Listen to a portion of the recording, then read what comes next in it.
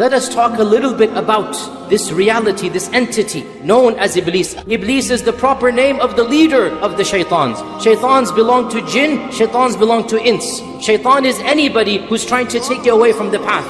There is one Iblis, there are many shaitans. What is the wisdom in the creation of Iblis? And Ibn al-Qayyim, for example, in his famous book, ilaha, he actually has 25 pages dedicated to the question of why would Allah create Iblis. But I'll summarize some of these points. Ibn al-Qayyim says that Allah subhanahu wa ta'ala desires the purity of His followers. Allah desires the iman and taqwa, the isti'adah, the tawakkul, the inaba. Allah desires the piety of the righteous. And that piety shall only be manifested by fighting against Iblis.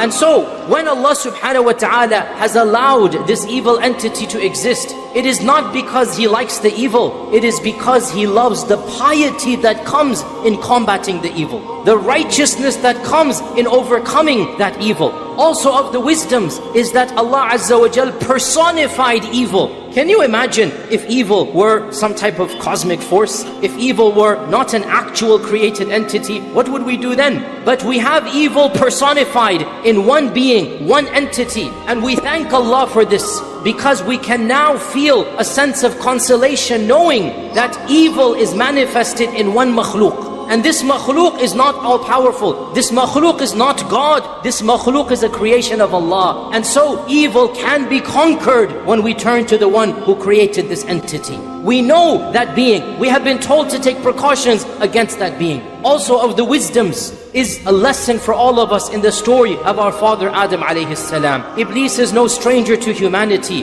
Imagine if we had somebody who showed no enmity to us, no harm to us. We would say, why should we hate this entity? But Allah Azza wa Jal in His wisdom allowed the same entity to be the cause of the downfall of our mother and father. The same entity to do what He did to Adam and Hawa. The same entity to continue to fight every single prophet. And so when we have one particular entity whom history has shown has caused so much damage, then how can we not take precautions? How can we not feel a sense of genuine anger at this entity and turn to Allah to protect ourselves from this entity? Also of the wisdoms of the creation of this evil known as Iblis is that we see the diversity of the power of Allah Azza wa Jal. He creates the best of the best, and He creates other than this. He creates Jibreel and Mikael, and He creates Iblis and the jinn. He creates the prophets, and He creates Fir'aun and Abu Lahab and all the rest of them. So Allah Azza wa Jal's qudra is manifested. Allah's power is manifested. And in this we are in awe at the magnificence of the Creator.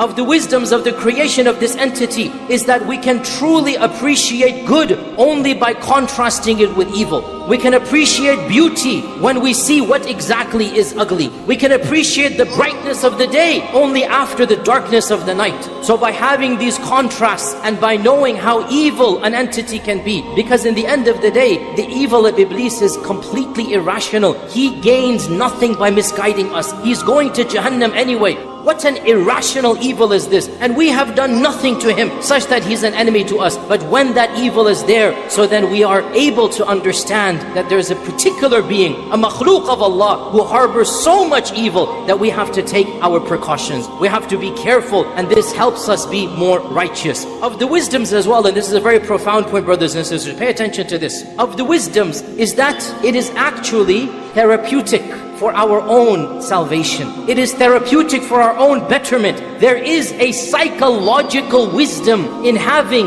the embodiment, the personification of evil. How so? Because, you know, when you want to overcome a personal problem, when you have committed a major mistake, a major crime, in this environment and complex, psychologists say you can't continue to blame yourself for a past mistake. You have to let go and move on, right? In our case, we don't have to just let go. We can easily and factually and correctly blame Iblis for a sin that we have done. And it is correct, Iblis was the one who misguided us, who gave us waswasa, and use that blame in order to make ourselves empowered to move on to live better lives. Now I have to be clear here. We do not blame Iblis in a court of law. We cannot blame Iblis on the day of judgment. It's not going to work. But we can blame Iblis in our personal journey to Allah, in our reflections of our own past, and we think about what we've done, and we say, astaghfirullah, that wasn't me, I'm better than that. That was from Iblis and the whisperings of Iblis. And if I can cut off Iblis, I can eliminate Iblis, then I am a better person with the help of Allah. And that is factually true. When we have an entity that we can legitimately blame for our own shortcomings of the past, again, this is not a justification of the current, it is not an excuse of the future. But in this dunya, in our journey to Allah, we are not only allowed to, the Quran and Sunnah shows us, we blame Iblis, listen to me carefully, for a past mistake or sin in order to rectify ourselves, in order to overcome and be better people. When Yusuf and his brothers had a fight, and his brothers did what they did, Yusuf being the wise prophet, how did he recover? How did he bring about unity? He said, Shaitan caused you all to do this. It wasn't from you. مِن بَعْدِ أَن نَزَغَ الشَّيْطَانُ بَيْنِي وَبَيْنَ إِخْوَتِي. Now question, who threw Yusuf in the well? The brothers or Shaitan? Well, it was the brothers. But who whispered it to them? Who زَيَّنَ لَهُمُ الشَّيْطَانِ? Who beautified it? Clearly it was Shaitan. Now that Yusuf wants to mend the hearts, now that we need to move forward, we can bring in this third party called Iblis. We can say, that's not you, you're better than that. That was Iblis. You're factually correct when you blame Iblis. This is passing the responsibility of a past sin. You still have to make them in the eyes of Allah in order that you rectify yourself. And what a beautiful, amazing, psychological blessing.